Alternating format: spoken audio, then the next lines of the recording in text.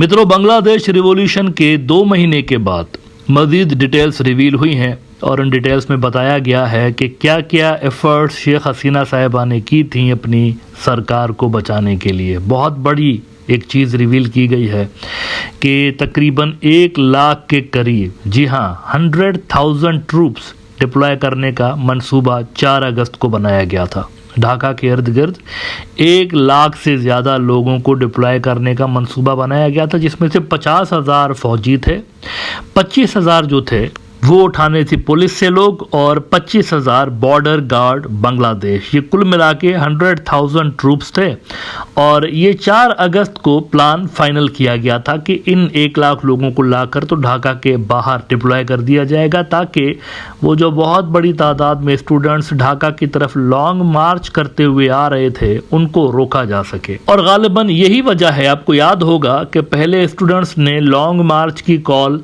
किसी और दिन पे दी थी, 2-3 रोज के बाद दी थी, लेकिन फिर अचानक से उन्होंने कॉल की जो डेट थी वो तब्दील करके तो फौरी तौर पर अनाउंस कर दिया कि नेक्स्ट डे हम लोग जा रहे हैं ढाका की तरफ। तो ये जो स्ट्रेटजीज तब्दील हो रही थी बार बार, वो असल में इसी वजह से हो रही थी कि गालिबन स्टूडेंट्स जो थे, उनके जो लीडरान जो थे, उनको ये इंफॉर्मेशन मिल रही थी कि शेख हसीना क्या प्लान कर रही है और शेख हसीना की स्ट्रेटजी क्या है। तो ये भी अपनी स्ट्रेटजी उस हिसाब से डिज़ाइन कर रहे थे।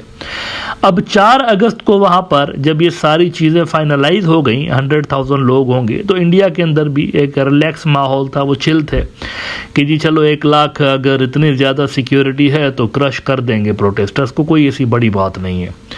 लेकिन सूरत हाल ड्रामाई अंदाज में तब तब्दील हुई, ये जो नई रिपोर्ट्स आई हैं उसके हिसाब से, कि जब इतनी बड़ी तादाद में लोगों को देखकर किसी और फोर्स का नहीं लेकिन मिलिट्री का माइंड चेंज हो गया। गालिबन मिलिट्री वालों को भी 4 अगस्त तक ये अंदाज़ा नहीं था कि इतने ज़्यादा लोग आएंगे। वो समझ रहे थे इससे शायद कम लोग होंगे तो उनको हम देख लेंगे। लेकिन जब इतनी बड़ी तादाद में लोग आ गए तो कहा यह जा रहा है कि वकारुज़्ज़मा साहब, जो कि वॉर रूम के अंदर मौजूद थे, 5 अगस्त को 11:45 तक भी चीज़ें नॉर्मल थीं, इतना ज़्यादा कोई चिंता की बात नहीं थी शेख हसीना के लिए।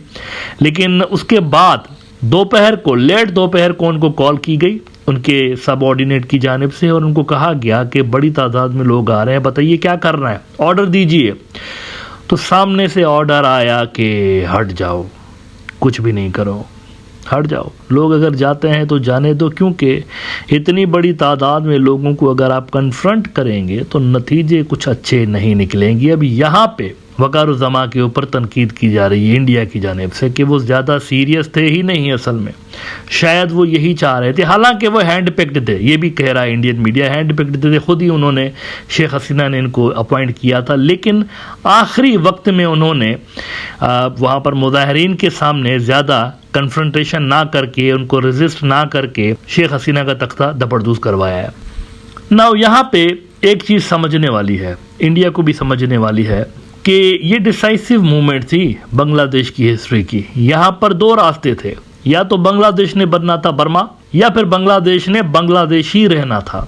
अगर तो मिलिट्री लोगों के साथ कन्फ्रंट करती तो बांग्लादेश बन जाता बर्मा, और फिर वहाँ पर गली गली और सड़कों के अंदर आपको मार धाड़ और ये सारी चीज़ें नज़र आ जाती। हो सकता है कि फ़ौज इवेंचुअली इन मुजाहिरों को कंट्रोल कर लेती। अगर सारी फ़ौज डिप्लॉय कर दी जाती तो हो सकता है कि इनको कंट्रोल कर लिया जाता, लेकिन इस सब में नुकसान बहुत ज़्यादा हो जाता, बड़ा नुकसान हो जाता, जानी नुकसान भी और इकोनॉमिक नुकसान भी बहुत ज़्यादा हो सकता था। लिहाजा फ़ौज ने आखिर में ये तय किया कि बर्मा नहीं बनना, हमने म्यांमार नहीं बनना, हमने बांग्लादेश ही रहना है। और ये चीज़ भी, ये जो रिपोर्ट्स नहीं आई हैं, ये भी मेरी उस बात को जाहिर कर रही हैं जो कि मैं यहाँ पर काफ़ी अरसे से कहता रहा हूँ कि इस रिवॉल्यूशन के अंदर जो इंटरनल फोर्सेस हैं वो यकीनी तौर पर मुलविस होंगी। एक्सटर्नल फोर्सेस का, इसके मुलविस होने का कोई क्लू अभी तक सामने नहीं आया, सिर्फ हवाई बातें की जा रही हैं, कोई कंक्रीट एविडेंस नहीं है। लेकिन इंटरनल फोर्सेस यकीनी तौर पर होंगी और ये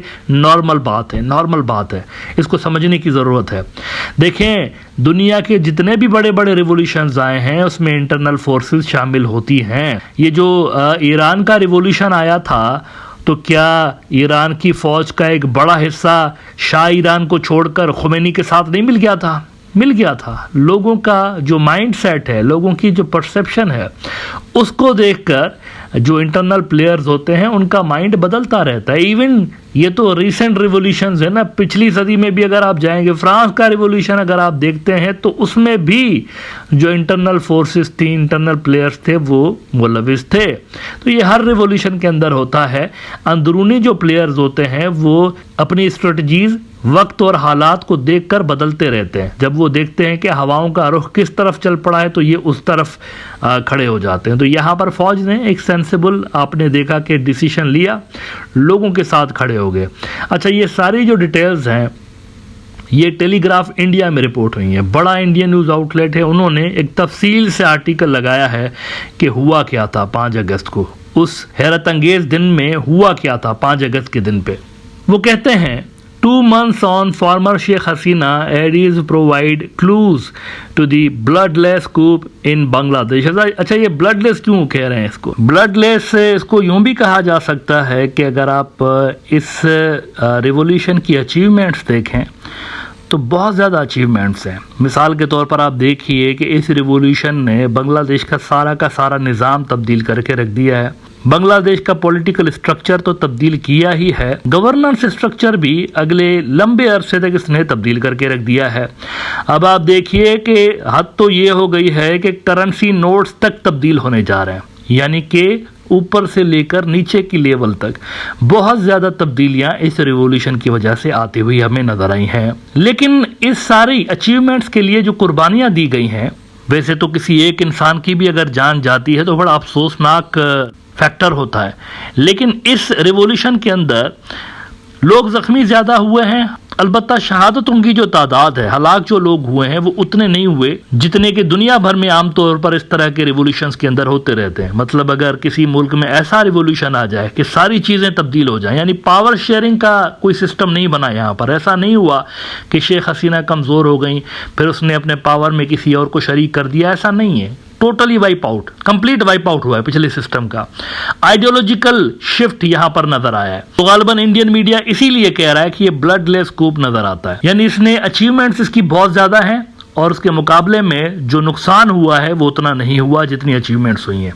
अच्छा, ये सारी बातें करने के बाद आखिर में वो कहते हैं कि the involvement of foreign forces in the regime change may be difficult to establish, but there is little doubt that the army chief, one of the prime minister's key advisers and senior intelligence officers had conspired to bring the government down. अब इसमें मैं conspiracy का तो खैर नहीं कह सकता, ये वर्ड तो खैर कंस्पिरेसी एक ऐसी चीज़ है जिसको पहले आपको साबित करना पड़ता है, इन्वेस्टिगेट करना पड़ता है। लेकिन ये ज़रूर है कि लोगों का मूड देखकर गालिबन फौज की जो स्ट्रेटजी है वो तब्दील हुई है। फौज की स्ट्रेटजी लास्ट मोमेंट पे तब्दील हुई है। सारे अरसे के दौरान फौज की स्ट्रेटजी ये नहीं थी। फौज की जो आपको हिकमत अमली नज़र आ रही है, खुद इस आर्टिकल के अंदर कन्फेस किया गया है कि 4 अगस्त को भी एक स्ट्रेटजी बनी और आर्मी चीफ ऑन बोर्ड थे बिल्कुल उस स्ट्रेटजी को इम्प्लीमेंट करने के हवाले से। लेकिन जो गेम तब्दील हुई है वो 5 अगस्त को हुई है, 5 अगस्त के भी दोपहर को हुई है, विच मीन्स कि लास्ट मोमेंट पे आके आर्मी की स्ट्रेटजी तब्दील हुई है और शायद ये लोगों को देखते हुए तब्दील हुई है। इतनी ज्यादा जो पब्लिक निकली है वहां पर, तो शायद उसको देखते हुए फौज ने अपनी हिकमत अमली तब्दील की जानी नुकसान से बचने के लिए।